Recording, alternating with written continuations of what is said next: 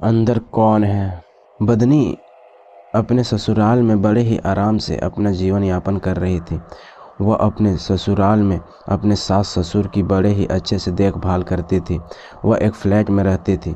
पति एक कंपनी में काम करने के लिए रोज़ सुबह 9 बजे की ड्यूटी ज्वाइन करने के लिए चला जाता था और रात में हमेशा की तरह 10 बजे ड्यूटी ख़त्म करके घर वापस आता था। बंदनी के कमरे के सामने एक दूसरे कमरे में कोई नहीं रहता था। वहाँ हमेशा ताला लगा रहता था। बंदनी जब कभी भी उस कमरे के सामने से निकला करती थी तब उसे कुछ आभास सा होता था, जैसे कि किसी ने उसे पकड़ लिया हो।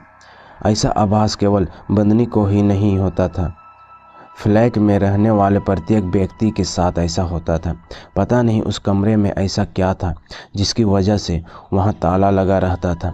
कभी कभी तो उस फ्लैट के कमरे से ठोका पीटी करने की आवाज़ें भी आती थी या फिर कभी कभी किसी के कराहने की और चिल्लाने की आवाज़ें आया करती थी। बहुत से लोग उस कमरे के सामने नहीं जाते थे, पर यह बात बंदनी को नहीं पता थी और ना ही उसके परिवार में किसी को इस बारे में खबर थी। एक दिन की बात है, बंदनी उस कमरे के सामने से अपना न्यूज़पेपर उठाने के लिए बाहर निकलती है। तभी उसे उस कमरे से किसी के दरवाज़ा खटखटाने की आवाज़ें आती है। ऐसा लगता है कि मानो कमरे के अंदर से कोई दरवाज़ा खोलने के लिए खटखटा रहा हो। बंदनी जब उस कमरे के दरवाजे पर कान लगाकर आवाज़ सुनने की कोशिश करती है तो वह आवाज़ बंद हो जाती है और वह इसे अपना वहम समझकर अंदर आ जाती है। रात में जब उसका पति घर आता है तो बंदनी यह बात अपने पति को बताती है। उसका पति इस बात पर यकीन नहीं करता है क्योंकि उसे भूत प्रेत पर विश्वास नहीं होता है और वह इसे उसका वहम समझकर बात को टाल देता है। तकरीबन रात के 12 बजे बंदनी को वही आवाज़ फिर से सुनाई देती है। इस बार बंदनी से रहा नहीं जाता है और वह अपने पति को जगाती है और अपने पति से कहती है, सुनो, मैंने कहा था ना कि सामने वाले कमरे से आवाज़ें आती है। इस वक्त वही आवाज़ फिर से आ रही है। क्यों ना हम दोनों मिलकर देखने चले कि उस कमरे में आखिर कौन है।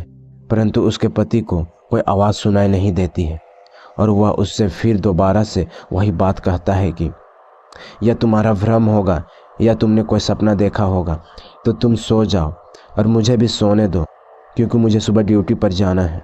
ऐसा कहते हुए बंदनी सोने की कोशिश करती है, लेकिन उसके मन में वही सवाल बार बार खटक रहा था कि आखिर बंद दरवाजे से आवाज़ कैसे आ रही है, क्योंकि उस कमरे का दरवाज़ा तो बाहर से बंद है, फिर अंदर कौन है। बंदनी को अब कुछ भी समझ नहीं आ रहा था कि क्या करे। उसने सोचा, जब मेरे पति अपने ऑफिस चले जाएंगे तब खुद ही पता लगाऊंगी कि इस दरवाजे के अंदर कौन है। उसका पति सुबह अपने ऑफिस चला जाता है। तब बंदनी उस दरवाजे के बाहर खड़ी होकर आवाज़ लगाती है कि अंदर कौन है, परंतु उसे कुछ जवाब नहीं मिलता है। वह दरवाजे को बहुत देर तक खटखटाती भी है, परंतु अंदर से कोई आवाज़ नहीं आता है। बंदनी से अब रहा नहीं जाता है। वह नीचे बैठे हुए चौकीदार से जाकर पूछती है कि मेरे कमरे के सामने वाले कमरे में कोई रहता है क्या, क्योंकि उस कमरे से खट खट की आवाज़ें आती रहती है। चौकीदार कहता है कि मैम साहब, मुझे यहाँ आए हुए अभी 6 महीने ही हुए हैं। मुझे इस बिल्डिंग के बारे में पूरी जानकारी नहीं है, और रही बात उस कमरे की तो उसके बारे में मैं तो बिल्कुल जानता ही नहीं हूँ। भला कोई बंद दरवाजे से कैसे खटखटा सकता है। या तो ज़रूर आपका कोई भ्रम होगा। बंदनी इतना सुनकर अपने कमरे में आ जाती है। बंदनी अपने पति के साथ अपने कमरे में लेटी हुई थी। रात का समय था और बंदनी इसी कमरे के बारे में सोचते सोचते सो जाती है। तभी उसे सपना आता है। वह सपने में देखती है कि उस कमरे में से धुआं निकल रहा है और वो धुआं देखते ही देखते एक भूत में तब्दील हो जाता है और वह भूत बंदनी की तरफ आगे बढ़ रहा होता है। इतना ही देख पाती है, बंदनी की अचानक से आंखें खुल जाती है और वह बहुत डरी और सहमी हुई सी उठकर बैठ जाती है। बंदनी इस सपने को देखकर इतना डर जाती है कि उसके चेहरे से पसीना ही पसीना निकलने लगता है। बंदनी पूरी तरह से पसीने से भीग जाती है। तकरीबन रात का 1 बजा होगा, तभी बंदनी से रहा नहीं जाता है। वह कैसे भी करके उस कमरे के अंदर जाना चाहती है, पर वह कैसे जाए क्योंकि उस कमरे में तो ताला लगा हुआ है।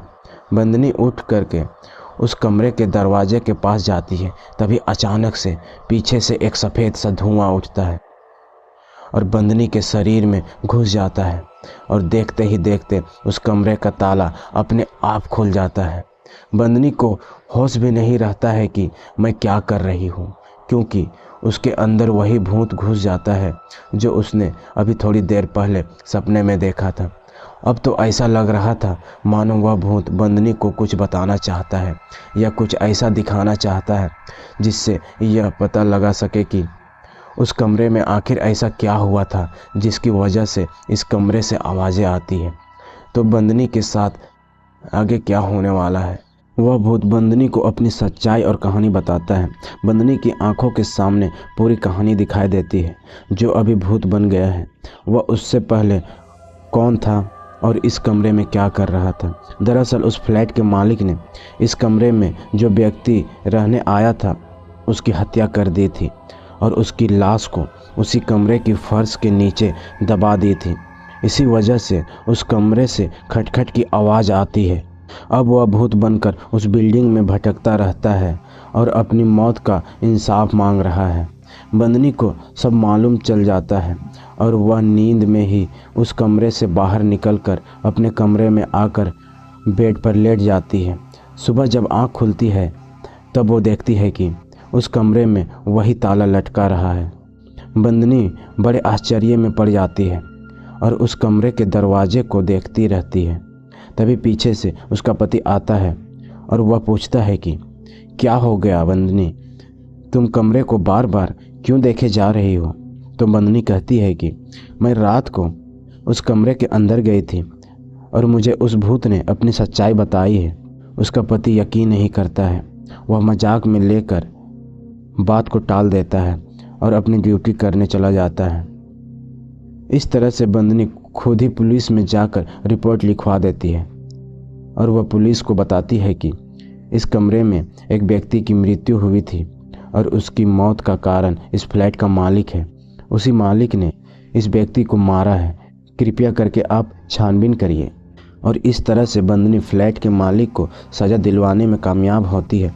और जब उस कमरे की फर्श को खोदा जाता है तो उसमें से उसी व्यक्ति की अस्थियां बाहर निकलती हैं।